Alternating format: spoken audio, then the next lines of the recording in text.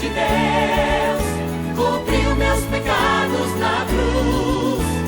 Pela graça do céu, santo e justo serei. Estou sob o sangue de Deus, salvo e seguro do plano do mal. Suas ciladas não vão me afastar. Estou sob o sangue de Deus. Glória a Deus por isso. Estamos mesmo todos sob o sangue de Jesus. E é por causa desta graça dos céus é que nós somos santos e justos. Obrigado, Jesus. Aleluia. Bom dia, povo de Deus. Graça e paz da parte do Senhor para todos vocês. Sejam bem-vindos a mais esse estudo da nossa escola dominical aqui, ok? Que bom que você está aqui com a gente. Nós te agradecemos muito. Queremos que você curta esse momento, que você se divirta, que você aprenda, que você seja edificado na presença do Senhor, tá bom? Um abraço para vocês que têm nos acompanhado aqui no canal, assistindo nossas aulas, tá? Um abraço para você que está dando uma espiadinha, está dando uma passadinha aqui. Sinta-se em casa também, tá? Aqui eu coloco entre aspas, né? Essa frase não é minha, né? Mas se você gostou, volte. Se você não gostou, volte também, ok? Deus te abençoe. Aqui você já sabe, mas não tem problema nenhum a gente repetir. Nós falamos da Igreja Metodista em São Roque. Estamos na terceira região eclesiástica, estado de São Paulo, tá bom? Nosso distrito é o distrito de Sorocaba. Então, você de outra igreja aí, faz um comentário aí e deixa um joinha pra gente se você quiser, tá bom? Estamos estudando a revista Em Marcha, ok? Você está vendo aqui a nossa revistinha. Maturidade Cristã, Fé, Experiência e Convivência. Eu tenho tido a oportunidade de assistir algumas aulas de outras igrejas também. Algumas estão na nossa frente, né? Usando a revista um pouquinho, uma ou duas lições na nossa frente, outras estão um pouquinho atrás. Eu gosto muito depois de ministrar. Eu só vejo a aula das outras igrejas depois que eu faço a ministração da minha aula. É interessante isso, né? Não sei, eu prefiro assim, tá? Eu prefiro assim. É legal, muito bom. Então, Deus abençoe todas as igrejas que estão nessa luta aí, né? De ainda não poder participar da escola presencial, mas a gente está, com a graça de Deus, levando a palavra do Senhor, os ensinamentos do Senhor para onde o Senhor quer que elas cheguem, tá bom? Hoje a lição que a gente vai estudar, veja aí, traz o título Somente a Verdade. Mateus 5, 33, 37, fazendo parte, então, do início do Sermão do Monte do Senhor Jesus. E essa lição, eu achei a lição muito interessante. Parece, sim, que ela bate no que é óbvio. Parece que ela bate naquilo que a gente, como igreja, está vendo, está cansado, fala assim, mas isso é natural, isso é normal. Não. Às vezes o que é óbvio, o que é tão claro, ele passa despercebido para a gente, tá certo? Então, vê, é assim, somente a verdade é o título da nossa lição. Nada mais que a verdade. Essa frase, a gente sabe, né, ela é parte de uma famosa sentença vista em filmes, vista em tribunais, quando alguém se apresenta como testemunha de algum fato, de alguma ocorrência, tá certo? Essas palavras evocam o compromisso, olha só, assumido com a verdade. Mas, assim, infelizmente, como eu disse agora há pouco, né, isso não é prioridade na vida para muitas pessoas. Quer mediante os tribunais, quer nas relações estabelecidas na vida, como qualquer tipo e em qualquer tipo de relacionamento, tá bom? Então, na contramão do mundo, Jesus ele vem ensinar que a verdade ela precisa ser, ela tem que ser marca fundamental do nosso testemunho, do testemunho das pessoas cristãs. E condição necessária para uma vida íntegra. E assim, complementando assim, falar a verdade, conforme a nossa revista está dizendo aqui, antes de ser um compromisso com pessoas, ela é, falar a verdade, para os cristãos, um compromisso com o próprio Deus, com o nosso Senhor, tá certo? Com isso, com essas palavras de introdução, a gente vai ver que o objetivo da nossa lição, então, é assim, apresentar a prática, né, da verdade como uma característica da nossa vida, uma característica da vida do cristão. Como um sinal de maturidade e como um sinal de expectativa de Deus em relação aos seus filhos e suas filhas. O que Deus espera de mim? Com o que Deus conta comigo? Parece, como eu disse, fundamental, parece um negócio tão claro, tão óbvio, mas esse óbvio é que passa, às vezes, da conta e a gente não percebe, tá certo? É isso aí. Se a gente pudesse resumir essa pequena introdução, a gente diria assim, que a prática da verdade como uma característica de uma pessoa cristã madura, tá certo? Vamos ler o texto, então, que a lição está propondo como texto fundamental para nós? É Mateus 5, 33 a 37.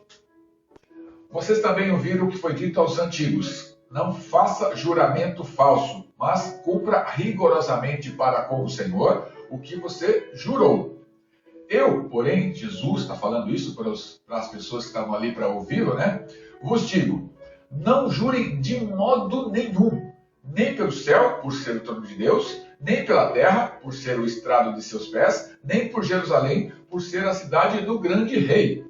Não jure pela sua cabeça, olha só, não jure nem por si mesmo, porque você não pode fazer com que um só cabelo fique branco ou preto. Que a palavra de você seja sim, sim, não, não. O que passar disso, segundo Jesus aqui nos seus ensinamentos, vem do maligno, tá certo? Então essa é a leitura de nós. Vamos lá, contextualização que a gente faz aqui então, para a gente começar aqui a nossa lição. A revista traz como fundamento bíblico ou como por dentro do assunto. O livro de Mateus, de onde foi extraída a leitura de hoje, a gente sabe que o livro foi escrito e dirigido mais especificamente para cristãos que estavam vindo, que vinham convertidos do judaísmo, tá certo? Para os judeus convertidos. Assim como Marcos, ele foi escrito mais especificamente para os gregos, né? Com uma linguagem, não para os gregos, mas com uma linguagem mais dirigida para os gregos. Lucas, para todos, né? Já é uma escrita de certa forma universal. E João, ele enfatiza bastante, ele faz um apelo para demonstrar a divindade de Jesus, tá certo? Mateus, então, ele vem, de certa forma, uma forma muito forte, declarando que Jesus, ele é o Filho de Deus, ele é o Emanuel, ele é o Deus conosco, desde o princípio, desde sempre, tá certo? Nos capítulos 5 a 7, a gente vai ver aqui e encontrar o discurso de Jesus que as pessoas, que algumas Bíblias trazem como o Sermão do Monte e o Sermão da Montanha, onde ele trata, Jesus vem tratando com os seus discípulos, com todas aquelas pessoas reunidas ali à base da montanha, questões como as bem-aventuranças, como eu posso ser feliz no reino dos céus, e isso mesmo, e a entrada no reino dos céus, isso é, as condições, os pré-requisitos, o que eu preciso fazer para adquirir esse presente, esse privilégio de entrar no reino dos céus, tá bom? Você que é curioso, dá uma olhadinha lá em Mateus 7, 21 a 23, e no final do Sermão da Montanha, se você quiser, leia depois, Jesus fala sobre essa condição especial, esse pré-requisito para entrar no reino dos céus, tá bom? Mas veja depois, Mateus 7, 21 a 23.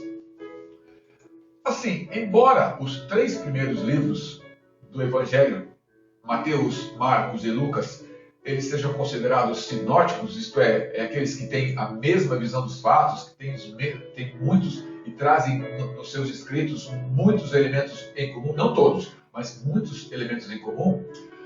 Na leitura de Mateus, a gente percebe claramente que ele trabalha de uma forma muito mais completa que no livro de Marcos, né, comparando um com o outro, o que Jesus ensinou para as pessoas, os ensinamentos de Jesus ali no dia a dia, tá certo? Como Jesus mesmo declarou que ele veio não para cumprir a lei, mas para ser o cumprimento, é diferente, tá? De toda a lei, está escrito lá no versículo 17 desse capítulo 5 de Mateus.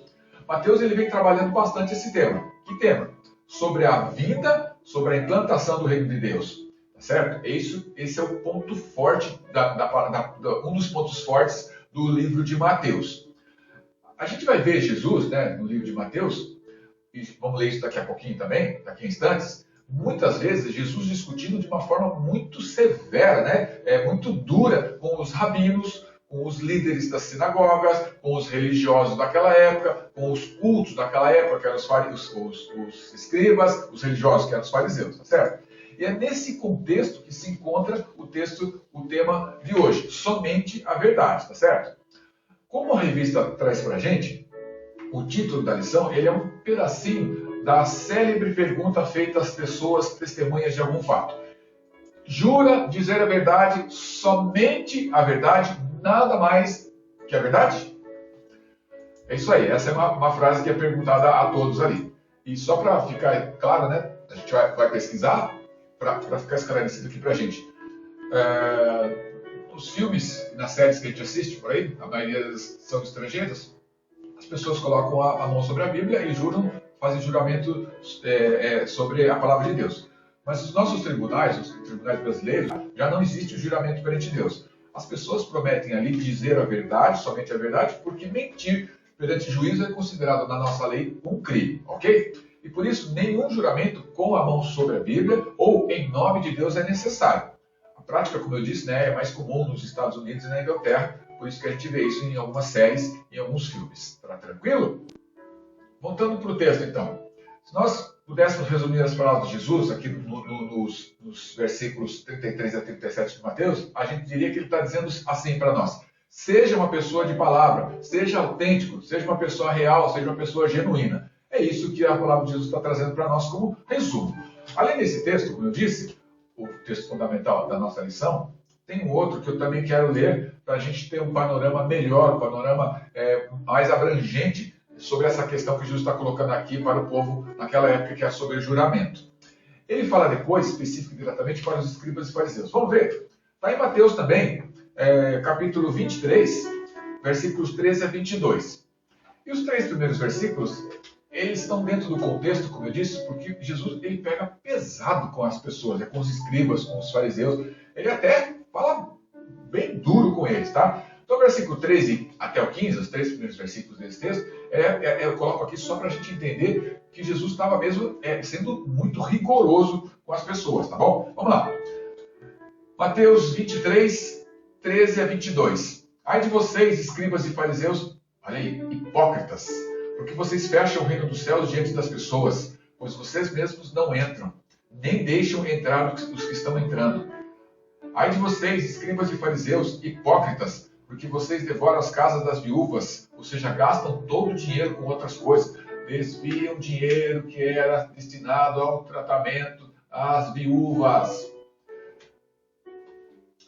Ai de vocês, hipócritas, porque vocês devoram as casas das viúvas, e para o justificar fazem longas orações, querem aparecer, se mostrar. Por isso, vocês sofrerão juízo muito mais severo.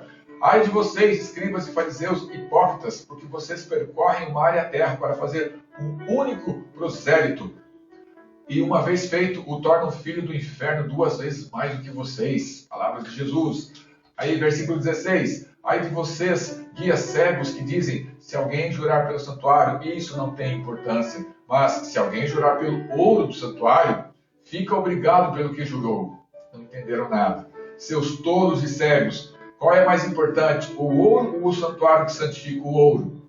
E vocês dizem, se alguém jurar pelo altar, isso não tem importância. Mas se alguém jurar pela oferta que está sobre o altar, fica obrigado pelo que jurou.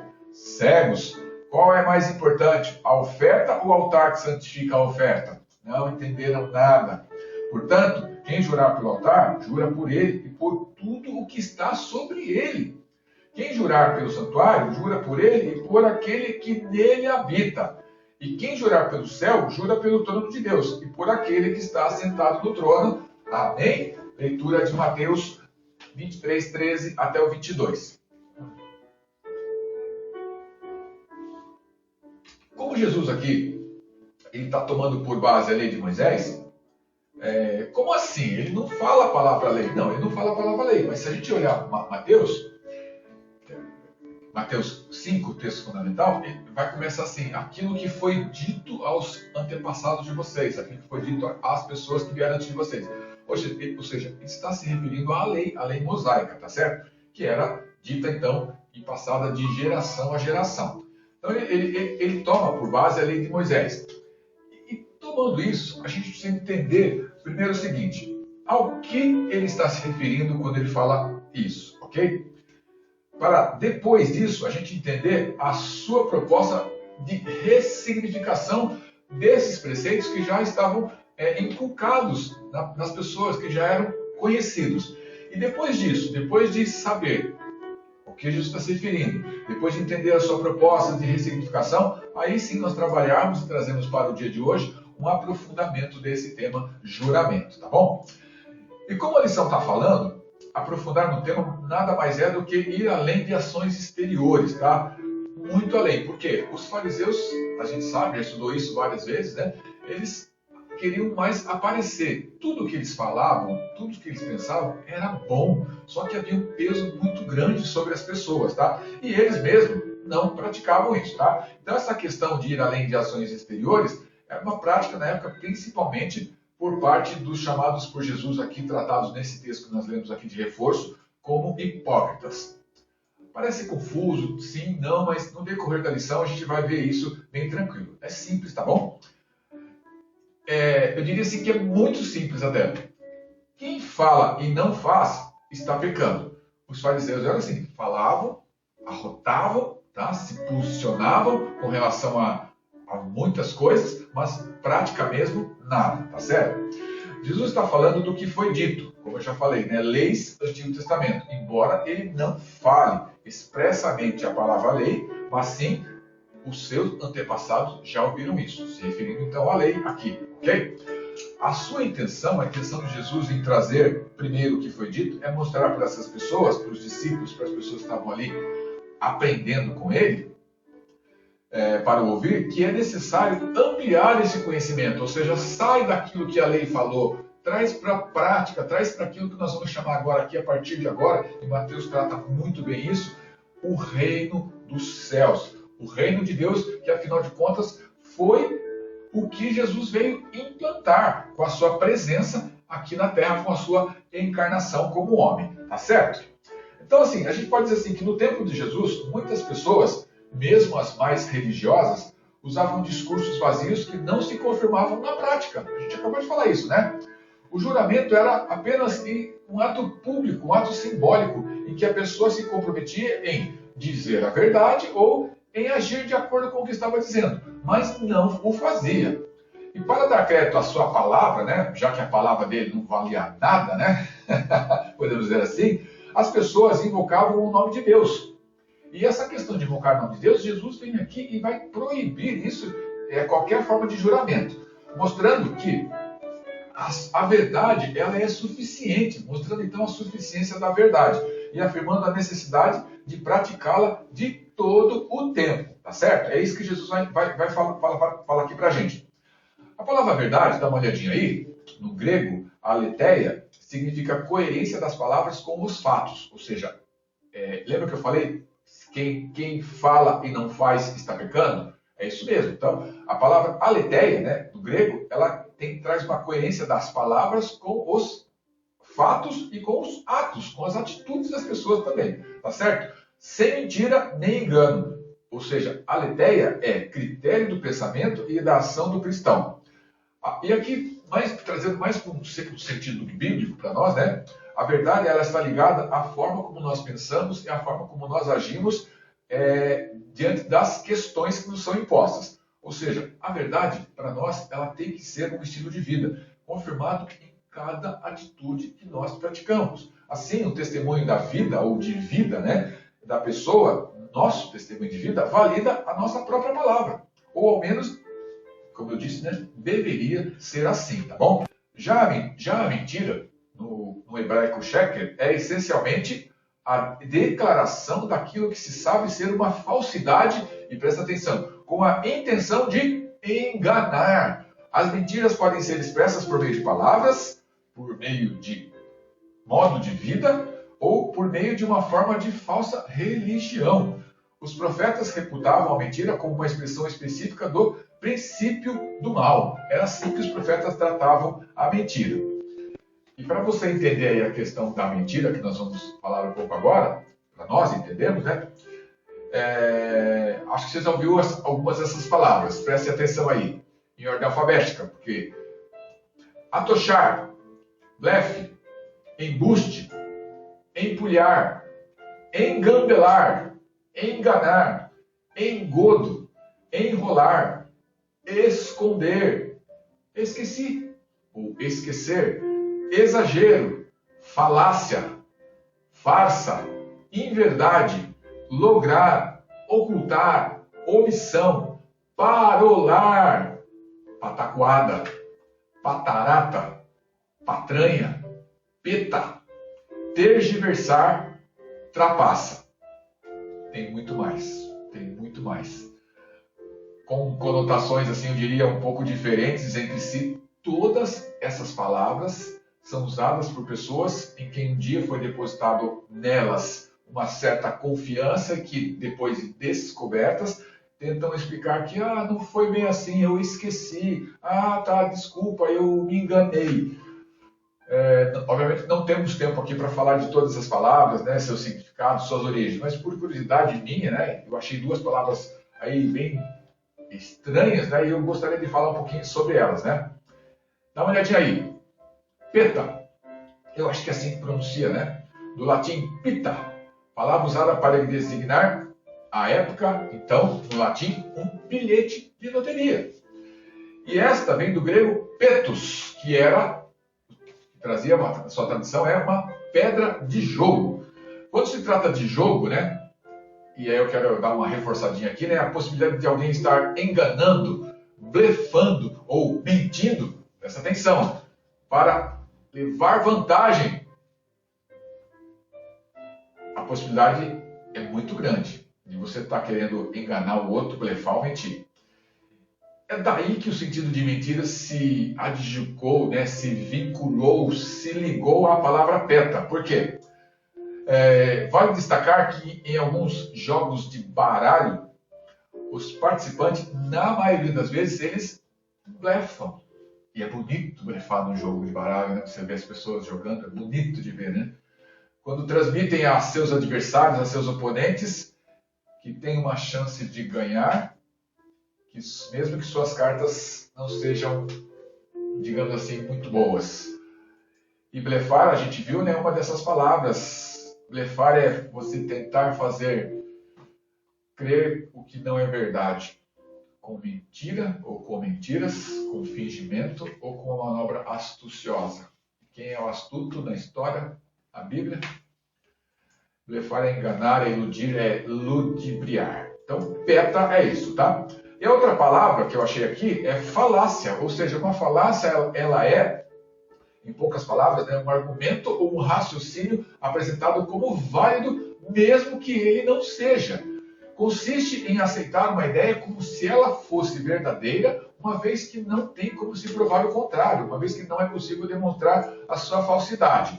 É diferente de dogma, tá? Tem uma lição mais para frente que vai falar sobre isso e a gente vai falar dogma um pouquinho mais para frente, tá vendo? Apenas essas duas. Entre todas as outras, engano, enganar, inverdade, engambelar, pataquada, mentira, ocultar, omissão que nós citamos aqui, tá certo? Mentira. A revista traz pra gente que mentira ela vem do latim mentior, faltar à palavra dada, fingir, imitar, dizer falsamente. E no latim, ainda menda, de defeito, falha, descuido no escrever, isso é menda. E também mentira do indo-europeu mendi, defeito físico, falha, aleijão. E aqui o autor traz para a gente aqui uma perfeita combinação, uma origem muito adequada, né? Pois uma mentira é um fato aleijado, sem as pernas, na verdade, para que se sustente, não é certo? E por falar em pernas, tem um ditado popular que diz que a mentira tem perna ou pernas curtas, né? E eu sempre achei que esse ditado popular era porque uma mentira contada, ela não poderia ir muito longe por causa das, digamos assim, os gambitos, as pernas curtas, tá? Porque as pessoas que as contam, afinal, sabem que uma hora ou outra ela será revelada. Mas nós temos aqui uma explicação mais técnica, mais científica, vamos dizer assim, tá certo? A mentira tem perna curta porque, e foi um tema de uma aula lá atrás que nós falamos isso já, né? O corpo não mente, o corpo responde, né? E demonstra vários sinais de que algo está sendo escondido. O nosso corpo é uma máquina perfeita e funciona muito bem, ele diria assim. Então, quando uma mentira é contada, ele está no seu pleno funcionamento e a reação dele passa a dar pequenos sinais de que algo não está certo. E isso acontece, segundo o estudo onde nós pesquisamos, porque a mentira ela é social e não biológica. Com isso é mais fácil a gente afirmar que quem mente o faz para... Então, veja só, as pessoas, diz aqui o estudo, que ela mente para ser aceito, para obter vantagem, para proteger pessoas que se amam. Então, as pessoas mentem pelos mais variados motivos, chamamos aqui de sociais, tá? Eu preciso estar bem no meio onde eu estou, mesmo que para isso eu tenha que mentir, ok? A nossa revista, ela relaciona alguns outros motivos que levam as pessoas a mentir. E esse motivo seria assim, eu minto para me autopreservar, para me defender, para conseguir algo mais facilmente ou para me apropriar de algo com mais facilidade, ou simplesmente para ganhar ou não perder, tá bom? Essa é um dos lados, tá? Há também outros estudiosos com outros pensamentos sobre mentira. Partem eles, né, da etimologia da palavra. A palavra mens está na raiz de mentira. Dê uma olhadinha aí. Mens, então, significa o quê? Significa mente, inteligência, discernimento. Essas informações, segundo os estudos, né, podem nos fazer concluir que o mentiroso ele precisa ter uma boa cabeça e, por consequência, um mentecapto, ou seja, que é o mentecapto, né, é uma pessoa totalmente desordenada, ela não saberia mentir, ela não conseguiria mentir. Ou seja, para mentir, segundo os estudos, precisa de inteligência. Vamos lá. Ainda de acordo com a etimologia da palavra, há um significado especial para mens, né, que está na raiz da palavra mentira, que é intenção.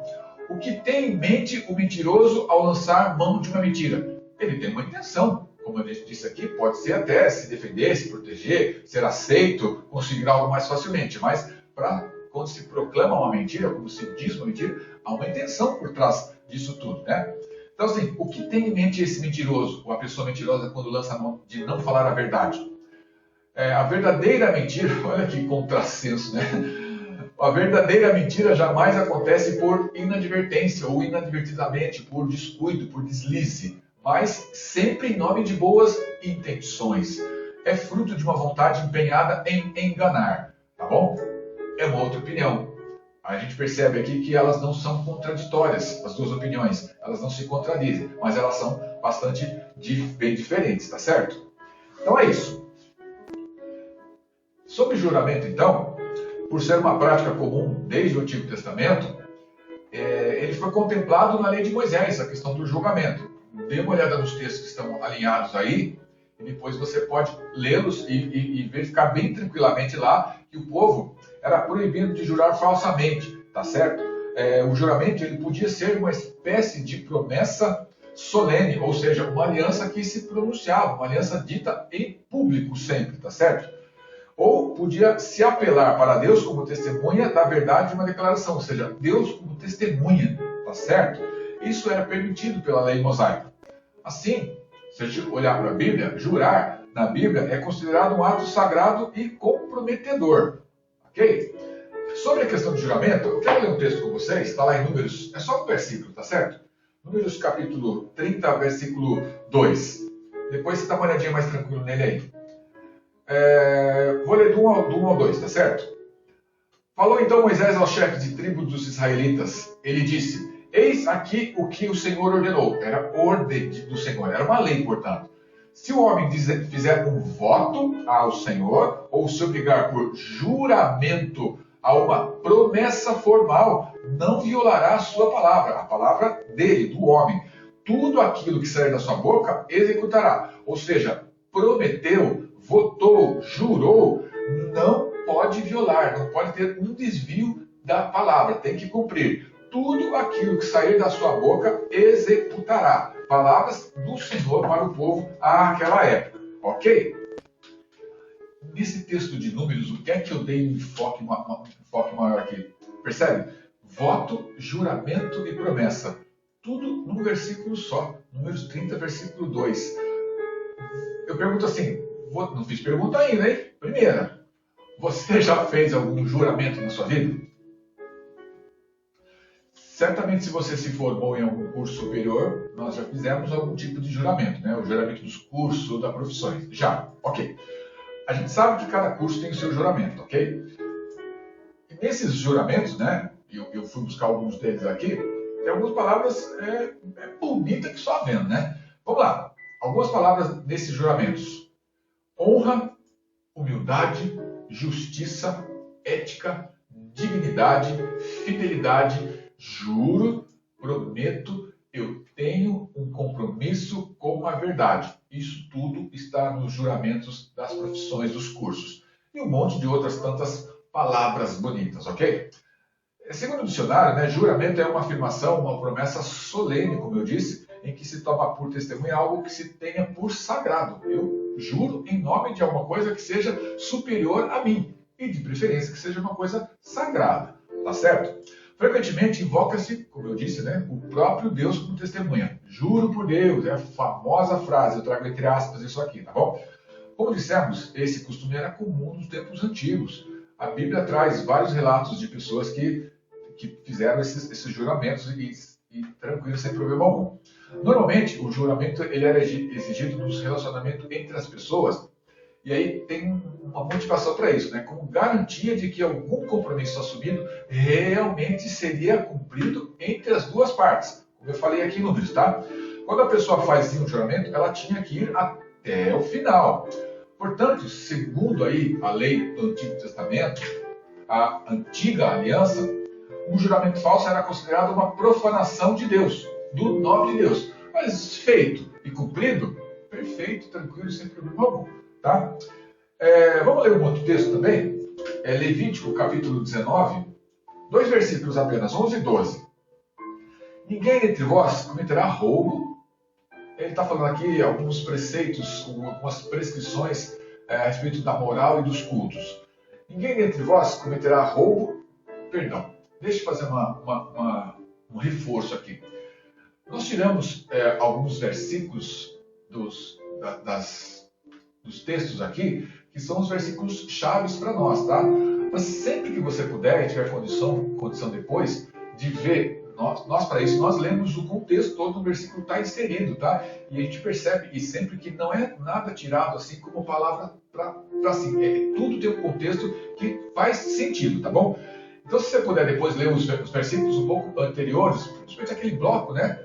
Que a Bíblia traz a divisão de bloco para a gente, é muito legal, a gente aprende muito mais, tá bom? 11, 12, 19 de Levítico. Ninguém entre vós cometerá roubo, nem usará de falsidade ou de mentira para com o seu compatriota. Parece uma coisa simples, natural, né? Não jurareis falsamente pelo meu nome, pois profanarias o nome de Deus. Eu sou o Senhor, tá certo? Então, ordena o Senhor, não jurar falsamente. Então, quando a gente aprofunda um pouco essa questão, esse significado do juramento, e principalmente quando Jesus faz isso no texto de Mateus, né, ele fala, não jureis por coisa alguma, Jesus ele destaca aqui o valor do quê? Das palavras autênticas. Palavra é palavra. Dessa forma, o sim deve ser sim e o não deve ser não. Obviamente, de uma forma coerente e honesta, né, independente de se jurar ou não. Ou seja, as palavras elas devem refletir as nossas intenções, os nossos pensamentos, certo? O que passa disso, e Jesus afirma isso, ele é categórico, o que passa disso é incoerente e vem do diabo, vem do maligno. Nós, pessoas cristãs, não deveríamos ter dois critérios para a verdade, como acontecia entre os fariseus em alguns casos, tá bom? É por isso que não deveria e não se deve jurar leviana, irrefletida e precipitadamente, sem medir ou sem pensar, ou sem pesar, no caso, todas as suas consequências antes. Vamos ver um exemplo de um juramento de uma pessoa que fez assim, abruptamente, para agradar alguém e depois se deu mal? Eu quero ler com vocês Mateus capítulo 14. Você conhece bem essa história, mas só para ficar gravado para a gente aqui, um juramento que foi feito de forma leviana, refletida, sem pensar. Mateus 14, 6 a 9, a história de João Batista. De novo, leia de 1 até o 12 para você entender todo o contexto, toda a história, como termina essa história. Mas eu vou ler dos 6 até o 9. Mas quando chegou o dia do aniversário de Herodes, a filha de Herodias dançou diante de todos e agradou a Herodes. Este prometeu com juramento. Ele jurou dar-lhe o que ela pedisse. Ela então, instigada pela sua mãe, ela falou assim para Herodes: traz aqui para mim um prato a cabeça de João Batista, que estava preso. O rei ficou triste, mas por causa do juramento e dos que estavam com ele à mesa, ou seja, aquelas pessoas que foram testemunhas daquilo que ele falou, ordenou que lhe fosse dada a cabeça de João Batista. Diz que ele ficou triste, mas irrefletidamente, inadvertidamente, ele jurou e teve que cumprir o juramento. Assim como nesse trágico exemplo de irresponsabilidade quanto ao juramento, Jesus condena a prática farisaica do julgamento, né? O texto que nós lemos lá, quando ele é muito duro, muito rigoroso com os fariseus, com os escribas. Jesus fala da incoerência de uma aparente santidade em relação ao que falavam e ao que faziam, ou seja, o que fazia é diferente do que se falava.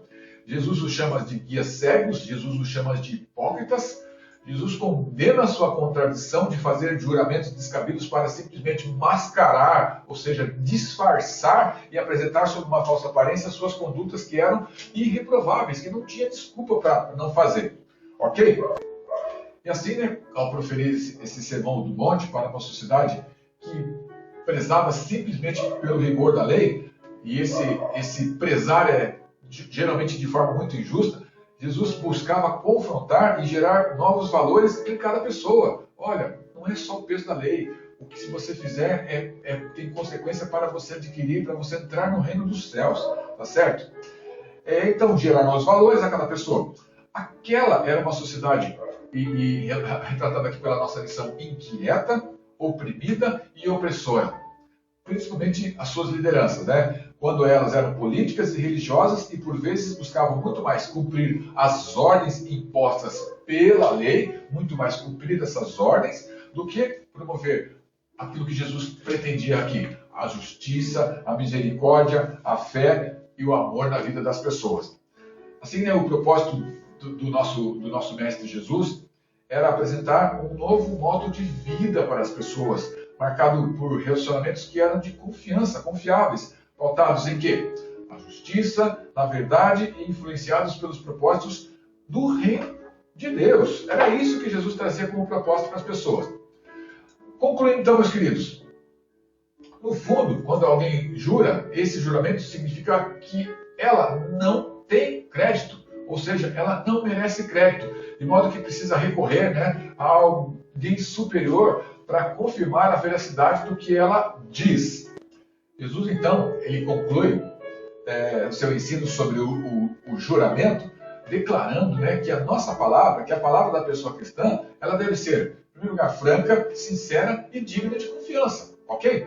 Se o nosso sim é sim e o não é não, não há necessidade de jurar por quem ou o que quer que seja. Não precisa jurar. O que nós precisamos fazer e nos pautar é na verdade. Isso gera confiança, isso gera credibilidade do outro lado e reflete, da nossa parte, que é mais importante, maturidade, integridade e caráter. Caráter que pode transformar o outro que está do outro, a pessoa que está do outro lado, que está relacionando conosco, tá bom? E na verdade é isso mesmo que a gente quer, é somente influenciar e ser espelho de Jesus, refletir o que Jesus nos ensina. E como pessoas cristãs, falar a verdade e andar na verdade são o quê? Atitudes que, como eu disse, refletem a presença de Cristo em nossas vidas. E isto é uma exigência de Jesus, é uma exigência da vida cristã, na qual não há espaço para a mentira, sem mentira, ainda que esta pareça ser atrativa. Nesse link que está aqui, eu vi esse link, essa historinha, você lê lá um videozinho de 3 minutinhos, você é muito legal entre o confronto entre a verdade e a mentira. A mentira disfarçada com as roupas da verdade e a verdade nua e crua, tá bom? Então, quando uma pessoa ela sustenta uma mentira, né, ela briga e justifica e diz e tenta mais, geralmente tem em mente que essa lhe ajudará, essa mentira vai lhe trazer algum benefício em alguma questão. Ou seja, livrando ela de alguma complicação.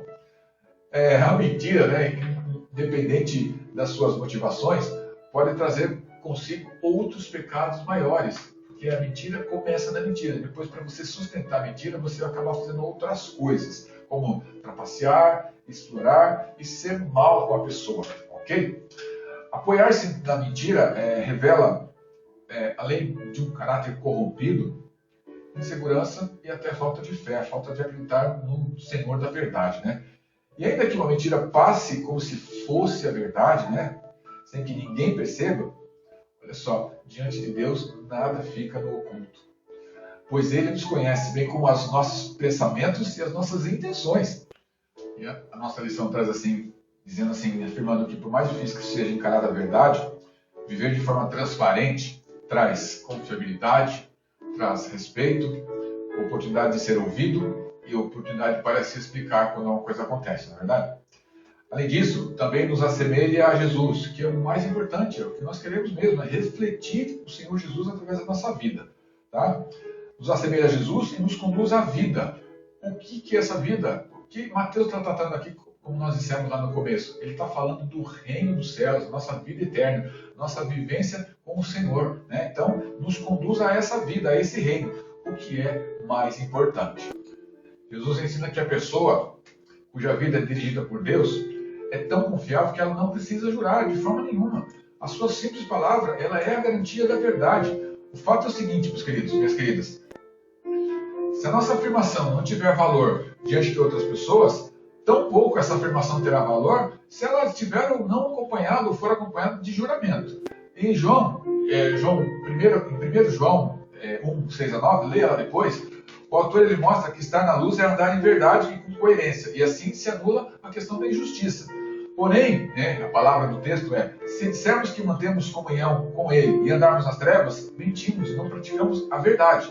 Assim, além de nos aproximar de Deus, falar e viver a verdade nos aproxima das pessoas também. Relacionamentos baseados na verdade geram uma convivência muito mais sólida, além de trazer a tranquilidade de quem não tem nada a esconder. Quem age assim não precisa fazer juramentos. É isso, meus queridos, não precisa fazer juramentos. Então, meus queridos, minhas queridas, concluindo então esse nosso estudo nessa manhã, falar e viver a verdade, mesmo que ela eventualmente nos exponha, mesmo que ela de alguma forma ela nos assuste, nos faça sofrer, revela que nós somos maduros espiritualmente e que nós confiamos no Senhor. Né? Honestidade e sinceridade são características de um cristianismo autêntico e refletem nosso compromisso com o Senhor e com a sua palavra.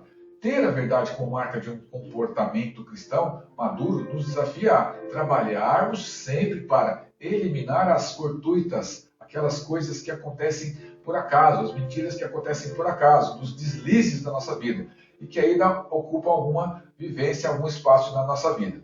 Na graça de Deus e em seu amor encontramos a força para esse caminho de superação. É isso, meus queridos, falar e viver a verdade. Fechando então, antes mesmo que a mentira se torne uma prática ou uma compulsão e requeira tratamento, o nosso compromisso como pessoas cristãs é fugir do engano e falar sempre a verdade. Esse é um dos critérios apontados na Bíblia para identificar a pessoa que anda com Deus. Revista Maturidade Cristã na sua conclusão. Tá bom, meus queridos? É isso. Nossa gratidão a Deus por esse tempo passado aqui junto com vocês. Obrigado. Espero que vocês, assim como eu, tenham aprendido um pouco mais.